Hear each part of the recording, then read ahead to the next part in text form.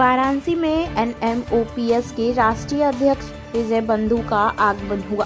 पूर्वोत्तर रेलवे, उत्तर रेलवे के पेंशन विहीन व पुरानी पेंशन के समर्थक साथियों ने जोरदार तरीके से उनका स्वागत किया।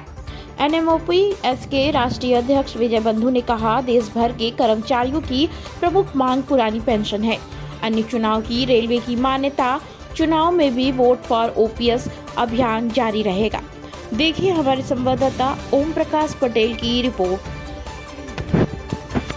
बंधु NMOPS का राष्ट्रीय अध्यक्ष, अटेवा का प्रदेश अध्यक्ष, आज जिन्हें स्वागत किया गया है, क्या कहना चाहिए? देखिए, आज हम बनारस आए हैं। अभी मैं कल सुल्तानपुर और जौनपुर था, आज बनारस हूँ, अभी मुगलसराय भी जाऊंगा।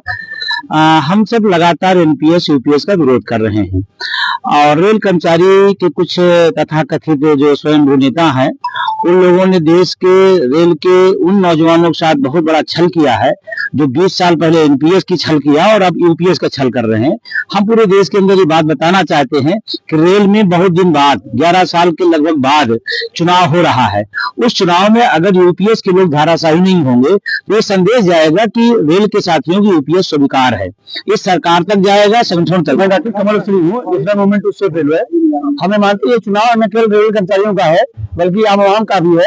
अगर रेलवे कर्मचारी इस चुनाव की मान्यता में ऐसी ताकत जिताते हैं जो रेलवे के निजीकरण के खिलाफ है, ऐसी ताकत जिताते हैं जो जनता हित की बात करती है, जो मानती है कि जो सुविधाएं आम आदमी को मिलती थी, जैसे यहाँ हमारे 60 साल के लोग खड़े हैं, पहले 100 रुपए टिकट उनको 50 मिलता था, आजकल बंद है। तो हमारा मानना है कि ये चुनाव अगर हम लोग जीतते हैं तो आम जनता की जो सुविधाएं पहले थी बहाल भी कराएंगे, रेलवे का निजीकरण रोकेंगे, जो भर्तियां रुकी भर्ती को बहाल कराएंगे, मिलकर लड़ेंगे, जीतेंगे, हमारा ये नारा है। पुरानी राजेंद्र पाल, अतिरिक्त महासचिव IRF। और मैं भारतीय रेलवे में जो इस समय चुनाव हो रहे हैं, ठीक है, 11.5 साल बाद भारतीय रेलवे में चुनाव हो रहे हैं और इस चुनाव के बारे में कहना चाहता हूँ कि देश में हर चुनाव 5 साल में होते हैं, तो ये चुनाव 11.5 साल बाद क्यों हो रहे हैं? तो इसका मतलब साफ है कि जो वर्तमान सत्ता में यूनियनें हैं उनका और वर्तमान सत्ता जो सरकार है उनके बीच में बड़ा गठजोड़ बन चुका है।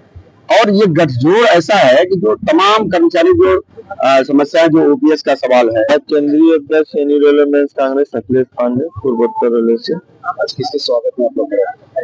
आज NMOPS के राष्ट्रीय अध्यक्ष विजय बंधु जी की सूचना अभी मिली कि वो बनारस के रास्ते गुजर रहे हैं।